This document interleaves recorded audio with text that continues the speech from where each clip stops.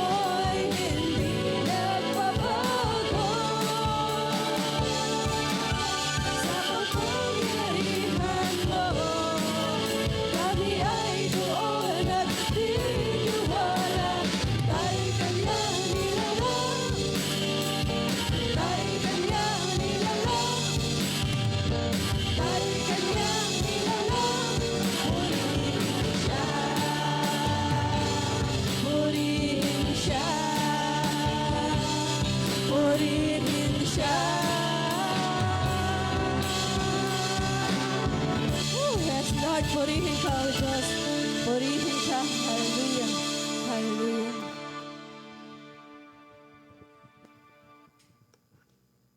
Hallelujah, hallelujah. Muli po nating palakpakan na ating Panginoon. Hallelujah. Tunay aming Diyos na ikaw ay dakila sa aming buhay at patuloy ka namin na pupurihin, Panginoon.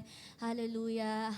Diyos naming banal, Panginoon, sa umagang ito, ikaw po ay aming pinapasalamatan at pinupuri, Panginoon. Kami po ay buong pusong nagpapasalamat sa inyo pong paggabay sa bawat isa, sa buong isang linggo ng aming buhay, Panginoon. Purihin ka sa lahat ng iyo pong ginawa sa buhay ng bawat isa, sa inyo pong pag-iingat sa bawat isa, sa kapayapaan na patuloy niyo pong ibinagkakaloob sa bawat isa, sa kalakasan na patuloy niyo pong ibinibigay rin sa bawat isa, sa bawat kapatid at sa kagalingan na lagi po naming natatagpuan sa inyong piling. Purihin ka, aming Panginoong Jesus. Hallelujah. Yalalala mamamasiya, lalay, yalalala mamasuala. At Panginoon, sa umagang ito, kami po ay lumalapit sa inyo ng may kapakumbabaan, Panginoon. Saliksikin mo po ang aming mga puso, ang aming mga isipan, Panginoon, sa pagkakataong ito, Panginoon. Kami po ay nagpapakumbaba sa inyong harapan, Panginoon. Dala-dala namin, Panginoon, ang aming pasasalamat at pagpupuri sa inyong pangalan, aming Panginoong Jesus. Hallelujah. Sa sandaling ito, Panginoon, patuloy po namin dalangin na alisin mo po ang lahat ng distraction na maaari pong makapaggulo at humadlang sa amin pong pagpupuri sa umagang ito. Wala po kaming ibang nais kundi itaas ang ngalan mo, Panginoong Jesus, sa aming kalagitnaan sa umagang ito. Wala kaming ibang nais kundi ang mapasalamatan ka, Panginoon, sa umagang ito. Wala kaming ibang nais kundi magbigay ng kalwalhatian sa pangalan mo sa umagang ito, Panginoon. At sa aming kalagitnaan, sama-sama kami na magpupuri, magpapasalamat sa inyong dakilang pangalan, aming Panginoong Jesus. Ikaw po ay karapat-dapat na igalang, karapat-dapat ka pong bigyan ng pinakamataas na papuri at iyon po ang aming hiling. Sa umagang ito, maibigay namin ang wagas at lubos-lubos na aming mga pagpupuri at pasasalamat sa iyo, Panginoon. Kaya patuloy po naming hiling ang inyo pong presensya na amin pong madama, Panginoon, sa umagang ito. Ang mga nanghihina, Panginoon, makatagpo nawa sila ng kalakasan sa pagpupuri sa iyo, Panginoon. At gayon din, Panginoon, mapuno ang bawat isa ng kaligayahan, ng kapayapaan sa aming pagpupuri sa umagang ito. Sa inyo po ang aming papuri, pasasalamat at pagdakila sa inyong pangalan, aming Panginoong Jesus. Amen. Amen. Pakinggan natin ang kanyang salita sa awit 63, 1-5. O Diyos, kayo ang aking Diyos. Hinahanap-hanap ko kayo. Nananabik ako sa inyo ng buong puso't kaluluwa. Na tulad ng lupang tigang sa ulan. Nakita ko ang inyong kapangyarihan at kaluwalhatian sa inyong templo. Ang inyong pag-ibig ay mahalaga pa kaysa sa buhay. Kaya pupurihin ko kayo, pasasalamatan ko kayo habang buhay, habang ako'y nabubuhay. Itataas ko ang aking mga kamay sa paglapit sa inyo. Masisiyahan ako tulad ng taong nabusog sa malinamnam na handaan. At magpupuri ako sa inyo ng awit ng kagalakan. Purihin ang Panginoon sa kanyang salita. Sinasabi dito na manabik tayo sa Panginoon. Nananabik ba tayo sa ating Panginoong Jesus? Amen. Nanabik tayo ng ating buong puso't kaluluwa. Walang hadlang, wala pong dapat tayong gawin, wala po dapat tayong i-priority sa ating buhay sa umagang ito, kundi ang ating papuri. Lagi tayong manabik sa presensya ng ating Panginoon. Purihin natin siya ng ating buong puso't kaluluwa. Mga kapatid, walang ibang makakahadlang anuman po ang ating mga dalahin sa buhay sa araw na to. Hindi po yan kabigatan dahil ang Diyos ay kasama natin. Purihin natin ang Panginoon. Amen. Tunay nga po ang Diyos ang nagbigay sa atin ng buhay. Sabi nga po doon, ay ang ating buhay ay galing sa Kanya. Kaya't ano nga po ba ang dapat po nating gawin? Ang gawin po natin ay dapat magpuri, magpasalamat, umawit, sumamba sa kanyang dakilang pangalan. Hallelujah. Siya pa nagbigay ng ating buhay, kaya purihin natin ating Diyos. Siya lamang ating pag-alayan ng ating mga papuri at pagsamba. Hallelujah. Bawat umagang kay ganda, simulang magpuri sa Kanya. Itaas ang kamay at umawit sa bawat araw na dumaraan. Panginoon, ikaw ang dahilan sa lahat ng ligaya at bawat ngiti. Mula sa labi ko nagpupuri, mula sa labi ko nagpupuri.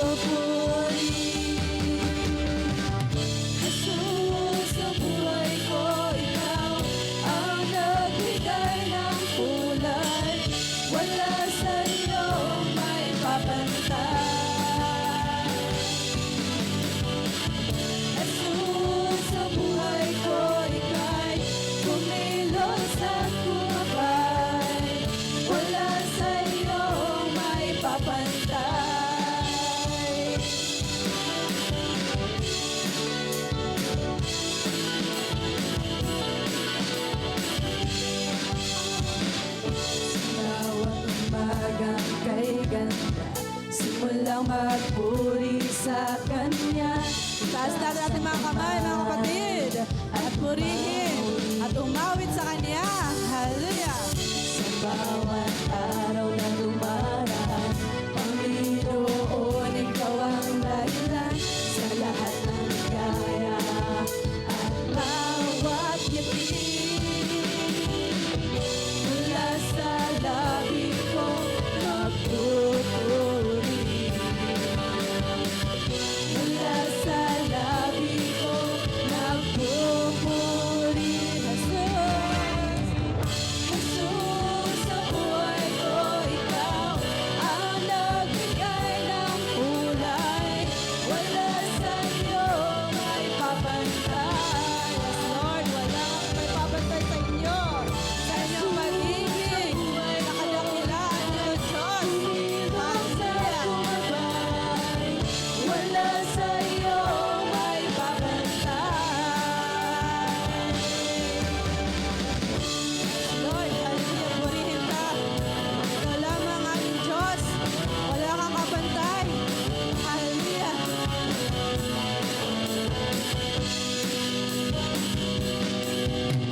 Pasalamat po tayo sa ating Panginoon. Hallelujah. Yes, Lord. Sa iyong ginawa, salamat sa iyong ginawa. Salamat, salamat, salamat sa iyong ginawa. Salamat sa iyong ginawa. Salamat. Hallelujah. Salamat sa iyong ginawa.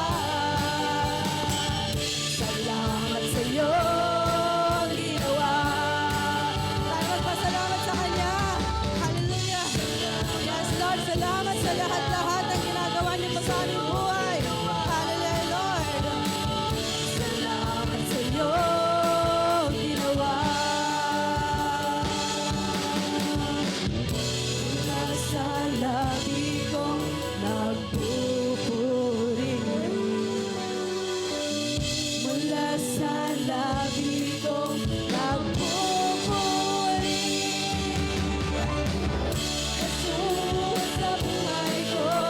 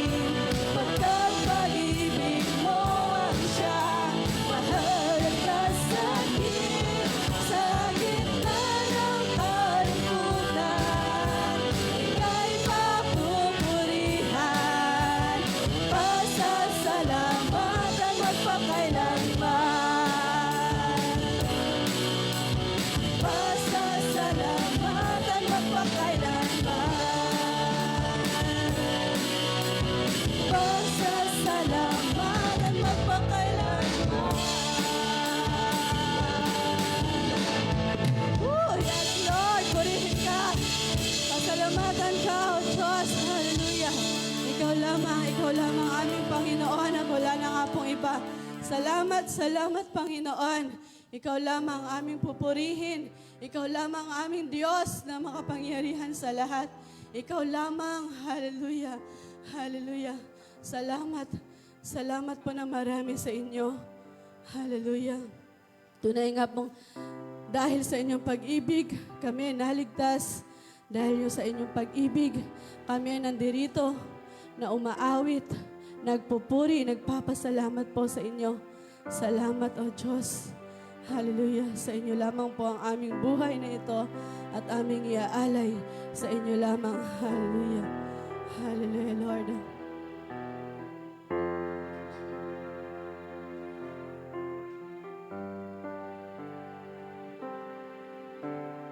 Ikaw lamang, Panginoon,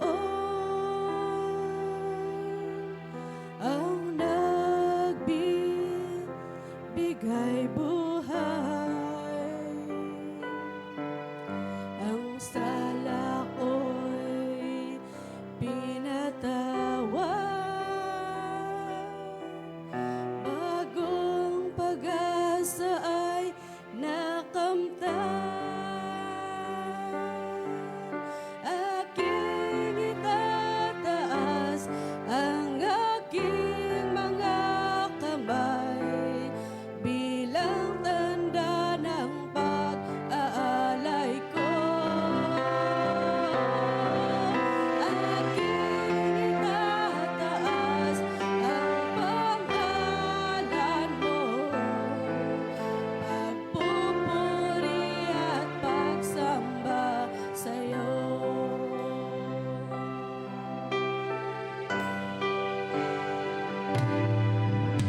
Sa'yo lamang, Panginoon, ang buhay ko'y iaalay.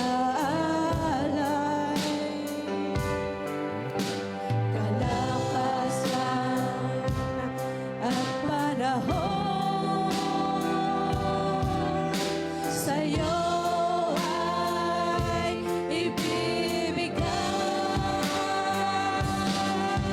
Aking itataas ang aking mga kamay bilang tanda ng pag-aalay ko.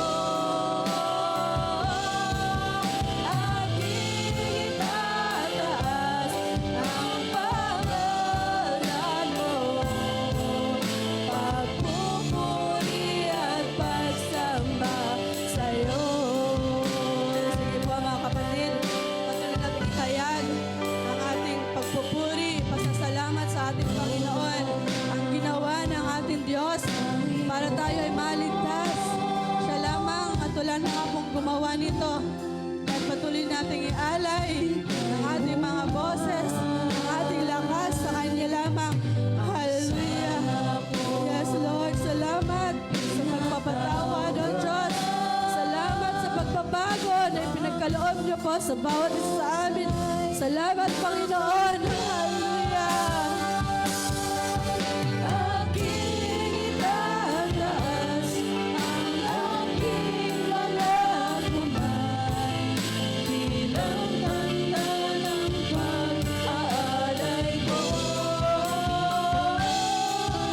Aking itataas ang pangalan mo, pagpupuri at pagsamba sa'yo.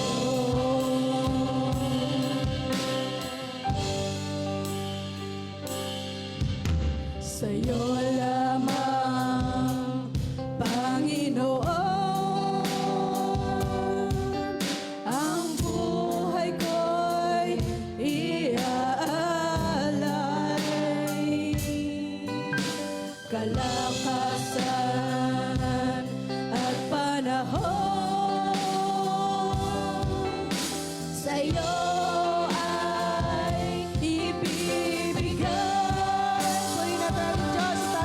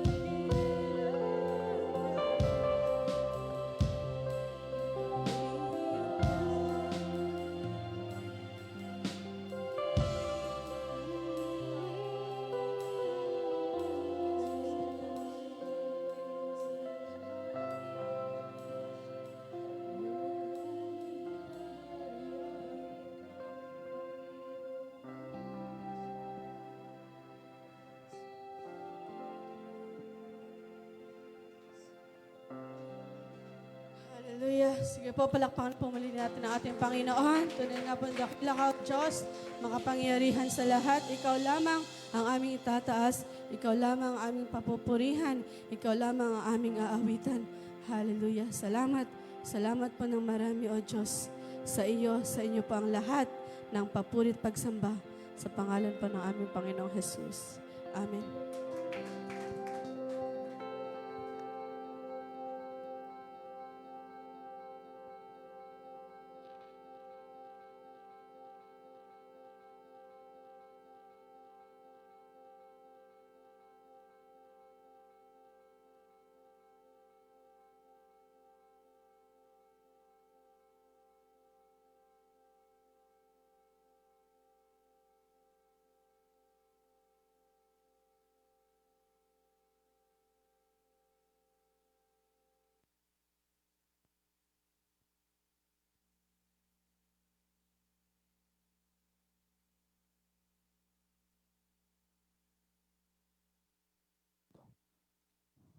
Sound one, two.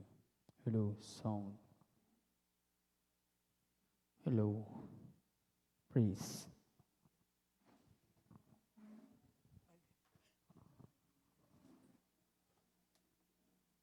Magandang umaga po sa inyong lahat, mga kapatid. Mukhang maraming natakot sa ulan.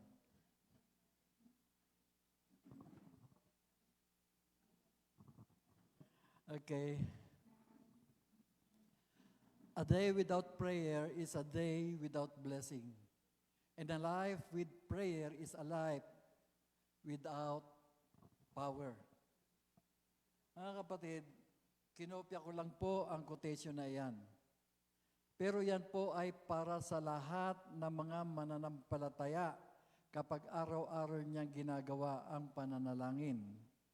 Kung tutusin, hindi lang dapat araw-araw. Dapat kasi ang mananampalataya, oras-oras, minuto ay nasa attitude ng pananalangin. At kung di po ginagawa ng isang Kristiyano ang pananalangin, ang pagpapala ay mawawala.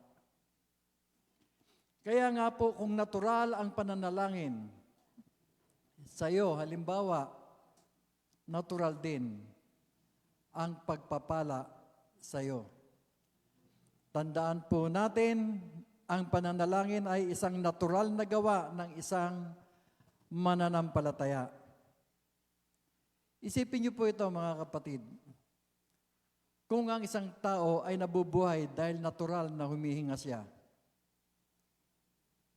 o yung natural na hinihinga niya ang hanging pagpapala sa kanya.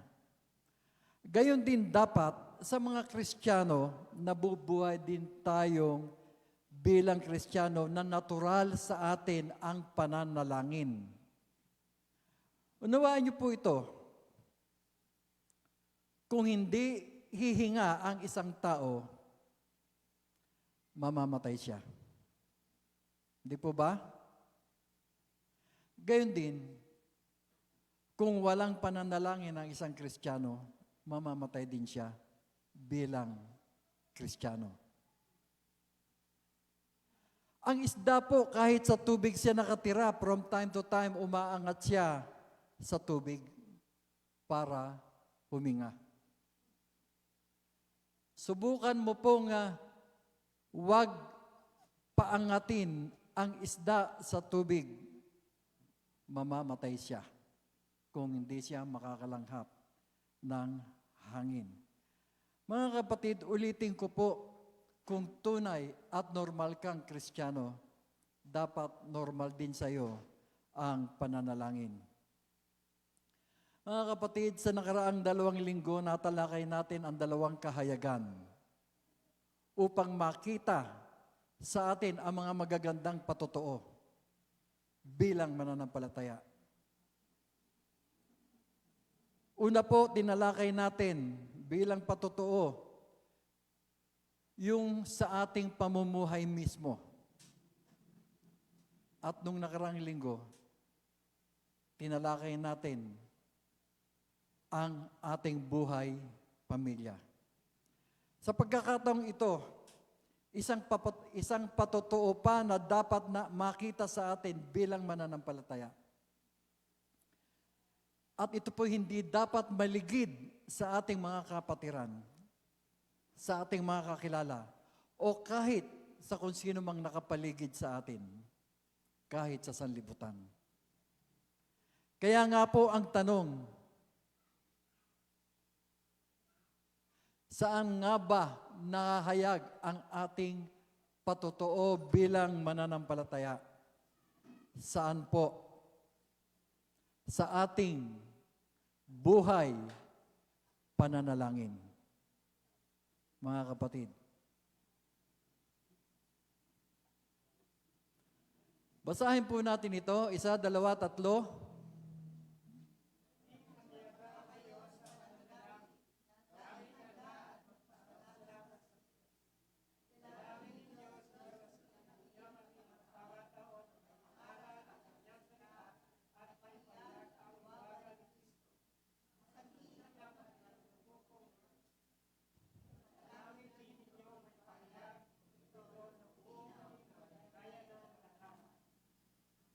Okay.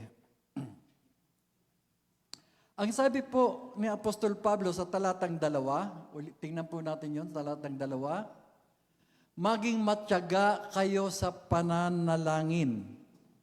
Mga kapatid, ano ba yung pananalangin? Siguro, kung ang tatanungin natin ay yung mga hindi mananampalataya, sa kanila, maaaring sabihin nila, ang pananalangin ay isang gawain lang o isang bagay na kailangan gawin dahil sa tradisyon o kultura.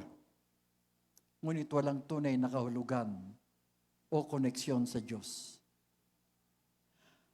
Yung iba naman siguro sasabihin nila, ang pananalangin ay isang paraan lamang sa pagtakas sa realidad. Yung bang naghahanap ka ng temporaryong ginhawa sa gitna ng mga problema. Ngunit walang mga pagbabago na nagaganap sa buhay. Maaari rin naman sa paningin ng iba, ang pananalangin ay isang ritual lamang o isang seremonya na paulit-ulit na ginagawa. Ngunit walang tunay na pakikipag-ugnayan sa Diyos o pag-unawa sa kahulugan nito. Ngunit ito po ang isang matindi, mga kapatid. Sa iba, ang pananalangin sa kanila ay isang bagay na hindi nakakatulong, walang silbi o walang epekto sa buhay. Bakit? Dahil sa kawalan ng pananampalataya o pag-asa. At sa iba pa, ang pananalangin sa kanila ay isang bagay na nakakainis, isang bagay na nakakapagod o nakakainip dahil paulit-ulit na gawain o marahil dahil sa kakulangan ng kanilang pang-unawa. Pero mga minamahal, sa atin, bilang mga mananampalataya, hindi ganoon ang ating pang-unawa sa pananalangin. Para sa atin, ang pananalangin ay higit pa sa ritual o listahan lang ng mga kahilingan. Higit pa ron, mga kapatid. Ang pananalangin sa atin ay isang malalim na pakikipag-ugnayan sa Diyos. Ito ay isang pagkakataon na magpahayag ng ating pasasalamat, humingi ng gabay. Ito'y palatandaan din na tayo anak niya at siya'y ama natin. Nasa anumang sandali ay ating makakausap. Ang pananalangin ay sandali ng pagninilay-nilay na kung saan ay nararamdaman natin ang kanyang presensya at ang kanyang pagmamahal. Sa madaling salita, ang pananalangin ay isang mahalagang bahagi ng ating pakikipag-ugnayan sa Kanya. Sapagkat alam nating ito'y magdudulot ng kapayapaan, pag-asa at kalakasan. Mga kapatid, pakibasa nyo nga po ito. 1, 2, 3.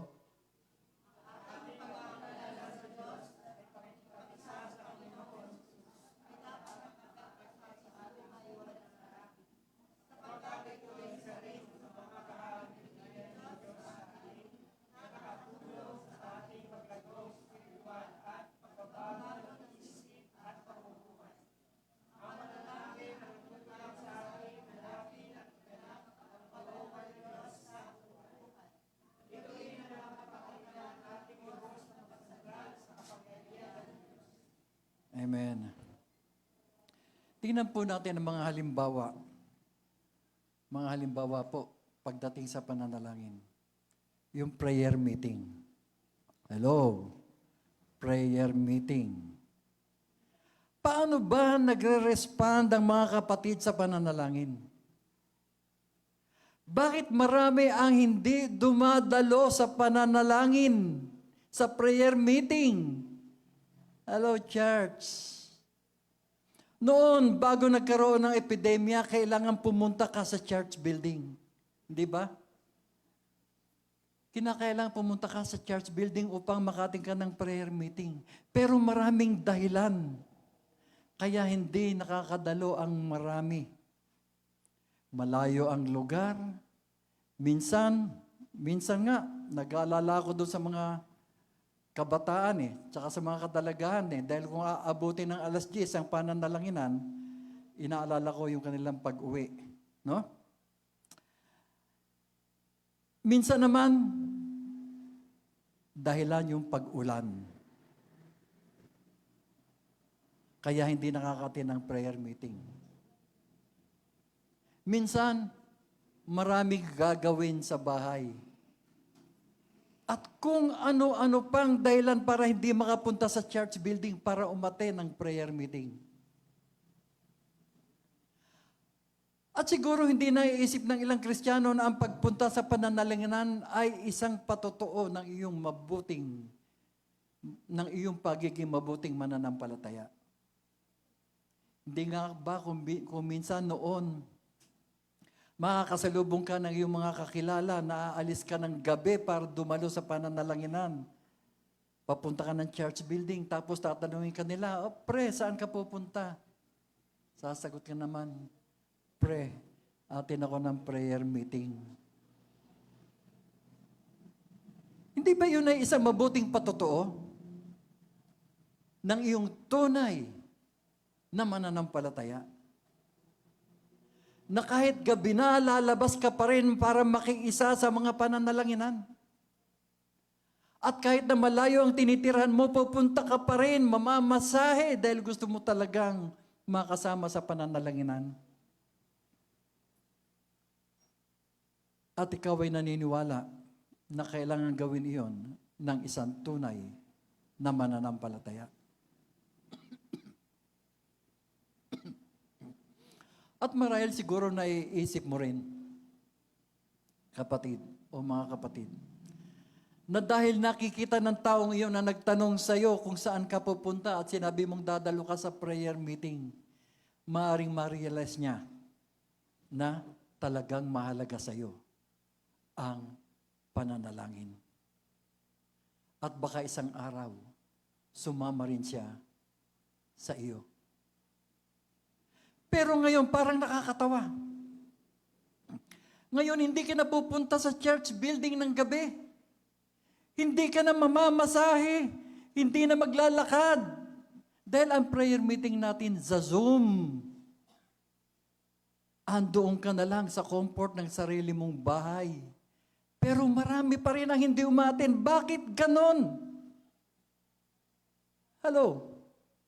Tinatawagan ko ng pansin yung mga hindi umaate ng prayer meeting kung araw ng Martes, 8 p.m. sa Zoom. Bakit? Kristiyano ba kayo?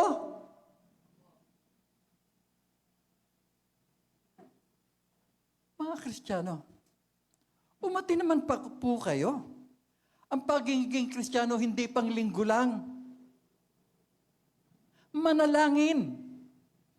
Ewan ko, pero pagdating sa mga outing, ano ang response ng marami? Lahat kasama. Kuminsan sumosobra pa sa orihinal na bilang. Bakit ganon? Mas mahalaga ba ang mga outing kaysa sa pananalanginan? Mas mahalaga ba ang mga halakhak natin kapag nagkakatuwaan tayo sa outing kaysa doon sa pananalanginan natin na kung saan ipinapanalangin natin ang bawat isa, ang mga needs ng church? Bakit? Hello, Kristiyano. Taas nga ng kamay ang mga Kristiyano. Okay, mga Kristiyano, sabihin nyo nga sa inyong katabi, attend ka naman ng prayer meeting.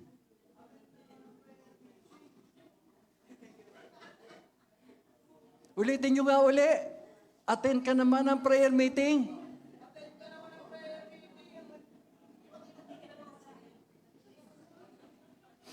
Tandaan niyo po ito mga kapatid. Ang pag-attend po sa prayer meeting ay isang dahilan ng paglago ng isang Kristiyano. Kaya po maraming mga Kristiyano ang matatagal na daw na Kristiyano. Hello church, huwag masasaktan. Huwag masasaktan. Kung hindi ko po sasabihin ito, baka hindi kayo magising.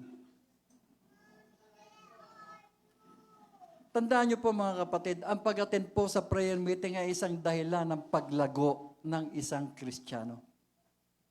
Kaya po maraming mga Kristiyanong matatagal na pero tamad manalangin. Bakit? Dahil hindi sila uma-attend ng prayer meeting. Hindi marunong manalangin.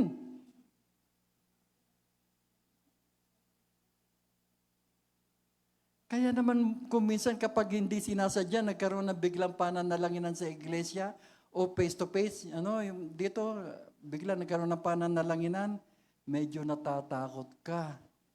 Halimbawa, tinawag ka nung kaibigan mo. Si Brother Colas ang mag-o-opening sa atin. Nako, ang sama ng tingin mo. Bakit ako? Ikaw talaga, I'll kill you.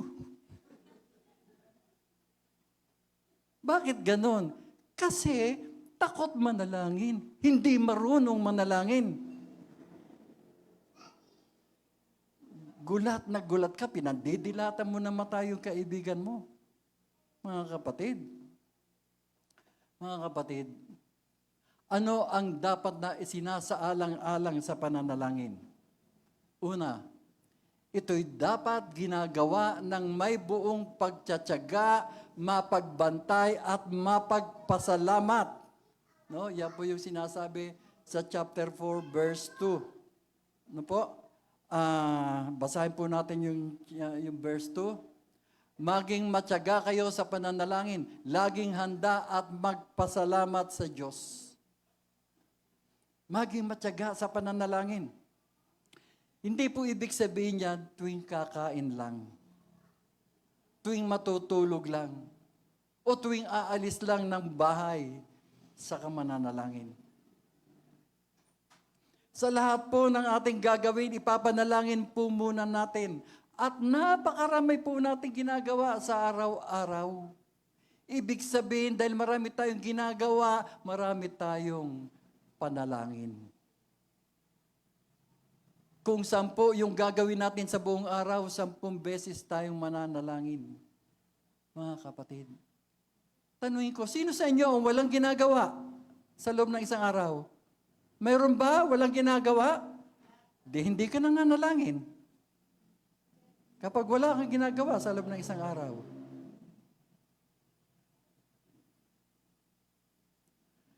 Kung hindi po kayo nananalangin, ibig sabihin wala kayong ginagawa. Pero kahit na walang ginagawa, dapat lagi pa rin nanalangin.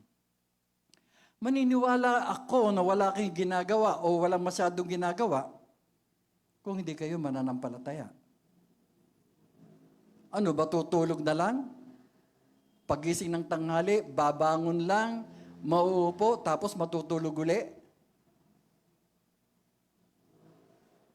Ilan sa inyo ang nahihilingan ng pananalangin dahil may sakit ang kapatid? Ilan? Marami, di ba? Pero pag nahilingan kayo, nananalangin ba kayo? Pinapanalangin nyo ba siya?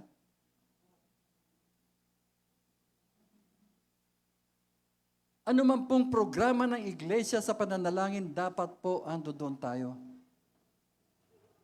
Dapat kaisa po tayo ng iglesia sa lahat po ng mga hakbangin ng iglesia.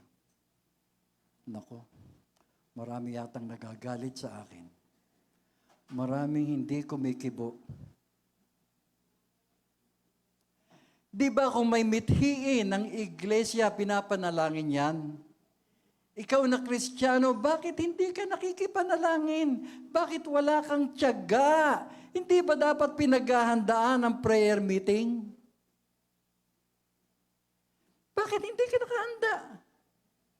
Bakit hindi ka nakakasama? Ayaw mo bang magpasalamat sa Diyos? Ayaw mo bang makipag-usap sa Diyos? Ulitin ko po yung sinasabi sa talatang 2. Maging matyaga kayo sa pananalangin, laging handa at magpasalamat sa Diyos. Mga kapatid, laging handa at magpasalamat sa Diyos. Ano pa po ang dapat na isinasaalang-alang sa pananalangin?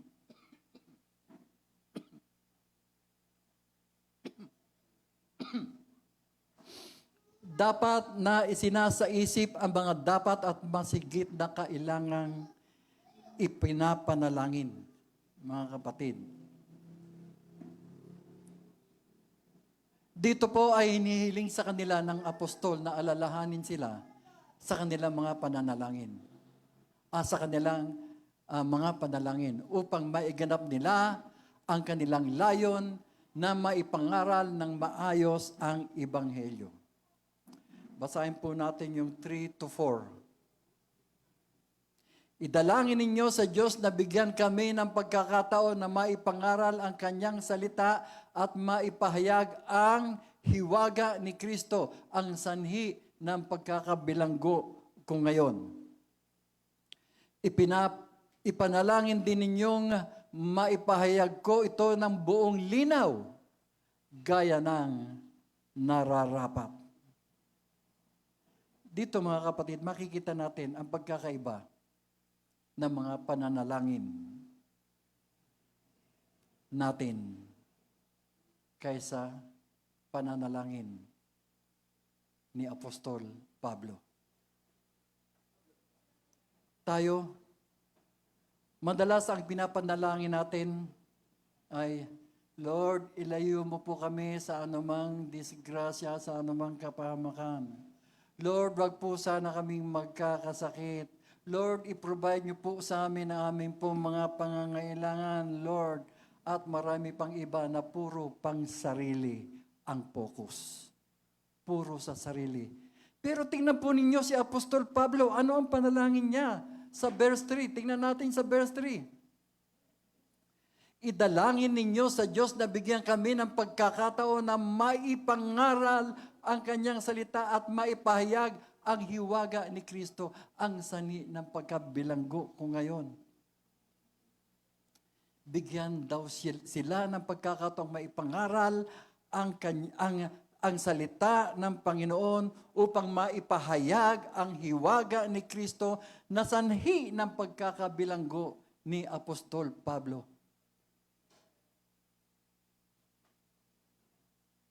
Ano pa? Ang sabi pa ni Pablo, ipanalangin din ninyong maipahayag ko ito ng buong linaw, gaya ng nararapat.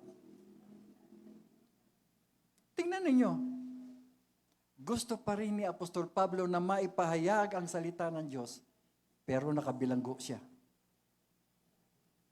Hindi niya pinapanalangin na, Lord, pakawalan mo na po ako rito. Lord, ayoko na rito. Ialis mo na ako rito sa pagkakabilanggo ito. Hindi niya po sinasabi yon. Ipanalangin daw siya upang maipahayag ang salita ng Panginoon. Tingnan niyo ang pagkakaiba ng panalangin ni Apostol Pablo. Bilang Kristiyano, naroon ang kanyang pagnanasang maihayag ang salita ng Diyos sa mga taong hindi nakakakilala sa Kanya. Ganon kahalaga kay Apostol Pablo ang pananalangin ng mga taga-Kolosas. Yun ang gusto ni Pablo na ipanalangin sa Kanya. Tingnan natin ang kabaliktaran ng ating pananalangin, mga kapatid. Tayo ang hinihingi natin kung ano ang gusto natin. Pero si Pablo, ang hinihingi ni Pablo ang gusto ng Diyos. Hindi yung gusto niya. Mga kapatid, bigyan po natin ng pagpapahalaga ang panalangin. Kailangan pong makita sa atin yan bilang isang mabisang patotoo ng ating pagiging mananampalataya. Ibig sabihin, kung hindi ka mapanalanginin, hindi mo na ipakikita ang mabisang patotoo. Sapagkat hindi ka nananalangin. Mga kapatid, hindi ko po sinasabing may mali sa inyong mga panalangin. Wala naman siguro. Pero lagi po nating titingnan, ano ba ang gusto ng Diyos para sa ating panalangin? Ano ba ang gusto ng Diyos na aking ipanalangin? Hindi po yung gusto natin. Lagi po tayong manalangin. Hindi lang kung nasa iglesia. Dapat kahit nasa bahay, dapat lagi tayong nananalangin. Ugaliin po natin yon. Kung hindi po tayo aalis ng bahay, siyempre pag alis tayo, mananalangin tayo bago umalis. Pero kung ando doon tayo sa bahay, mananalangin pa rin tayo, mga kapatid. May nakakakita man o wala, manalangin po tayo. Kung gusto mong manalangin sa kwarto, pumasok ka ng kwarto. Okay yun. Gawin po ninyong palagi ang manalangin sa kwarto. Pero lalabas din po kayo. Baka tulog na kayo. Hindi po tayo lalago sa ating pananampalataya kung limitado lang sa atin ang gusto nating ipanalangin. Higit sa lahat, dagdagan natin ang ating pananalangin. Hindi na, ang pananalangin po hindi nakukuha sa haba, kung hindi ito po ay nakukuha sa bigat ng panalangin.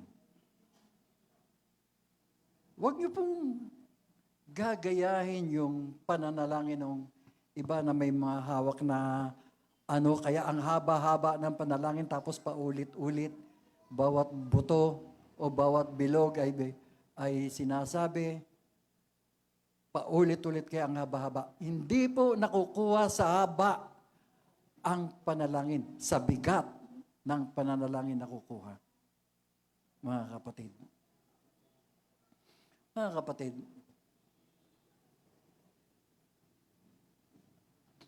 tanungin ko po kayo, nananalangin ba kayo? Nananalangin ba kayo? Nakikipag-isa pa ba tayo sa pananalangin ng ginagawa ng iglesia kung kaya naman? Ano ang laman ng ating mga panalangin? Panay pansarili pa din ba? Pansarili ba? Sana hindi. Mga kapatid, kung lumalago ang ating pagkakakilala sa Diyos at nababago nito ang ating mga buhay, ibig sabihin nababago rin ang ating pagpapahalaga sa buhay. At ito'y nakikita rin sa nilalaman ng ating pong pananalangin. Alam niyo ba ang kasabihang kapag daw hitik sa bunga ay binabato? Ginagamit ito ng ilang Kristiyano at maging hindi Kristiyano. Sa mga Kristiyano, maaaring sinasabi nila ang gayon. Kung sila ay bagong Kristiyano pa lamang at nag-uumpisa ng lumayo sa mga gawang sanlibutan. At napupuna iyon ng mga kaibigan dahil parang lumalayo na siya sa kanila o hindi na siya nakikiisa sa kanila.